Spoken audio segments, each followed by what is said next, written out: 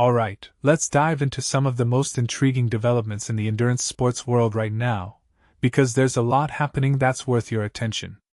And I'll be honest, some of these stories are making me rethink how I see the future of this sport. Let's start with something that's got everyone talking, or at least it should be. So, imagine you're Keegan Swenson, dominating the Leadville Trail 100 MTB for years, and then, just weeks before the race, the course gets completely upended. Why? A wildfire. The Willow Fire has forced a massive reroute, cutting out 70 miles of the classic course. Personally, I think this is a huge deal. It's not just about the race. It's about how nature can flip the script on even the most seasoned athletes. What makes this really interesting is how it levels the playing field. Swenson's familiarity with the course? Gone. Now it's anyone's game. And honestly, I'm here for the unpredictability. It's a reminder that no matter how much you prepare, external factors can always throw a wrench in the works. Now, let's shift gears to something that's got the triathlon community buzzing. Lionel Sanders won't be at Kona in 2026. I know, it's not exactly breaking news given his injury-plagued season, but it still feels significant. Lionel's been chasing that Kona win for years, and to see him sidelined like this? It's a bummer. But here's what many people don't realize: Sanders isn't just sitting around. He's already signed up for 70.3 Northern California. That's the kind of resilience that makes him a legend in the sport. And let's address the Morgan Pearson drama real quick. His "who cares" comment about Sanders? Totally taken out of context. Pearson's actually said Sanders is one of his biggest inspirations. So if you take a step back and think about it, this whole thing is just the internet doing what it does best, overreacting. Move along, folks. Speaking of moving along, let's talk about something that's got me genuinely excited: the FoCo Fondo. If you're not already planning to go, you should be. 5 distance options, a massive purse split evenly across men's, women's, and non-binary categories, and it's all based out of New Belgium Brewing in Fort Collins.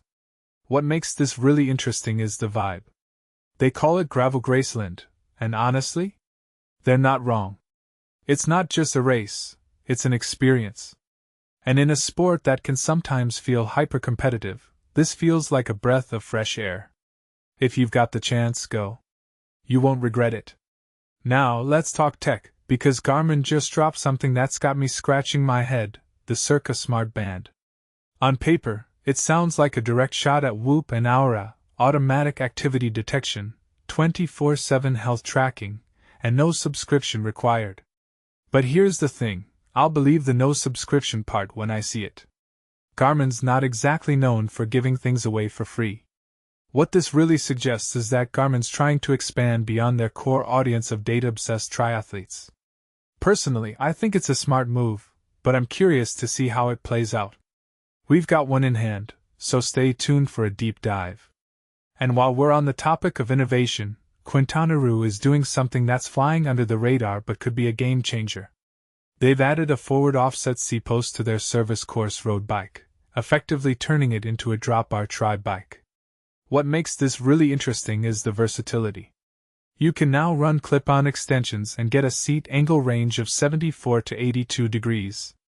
In my opinion, this is a huge win for athletes who don't want to shell out for a dedicated tri-bike. It's like having 2 bikes in one. What this really suggests is that the line between road and tri-bikes is blurring, and I'm here for it. Now, let's talk about something that's got me both excited and a little jealous: Daniela Ryf's exclusive tri-camp. 15 athletes, 4 days, and access to one of the greatest triathletes of all time. Her quote about handing over everything I've learned at the top of the sport. That's not just marketing. This is a once-in-a-lifetime opportunity. If you've got the means, do it. But here's the thing: it's not just about the training. It's about the mindset, the video analysis, the small group setting. This raises a deeper question: how much is access to the best worth? And honestly, I think for the right person, it's priceless. Before we wrap up, let's give a shout out to Puck Pieterse, the ex-CO world champion, who's proving that women can absolutely shred on a bike. Her wheelies? Next level. And those new Dura-Ace wheels from Shimano?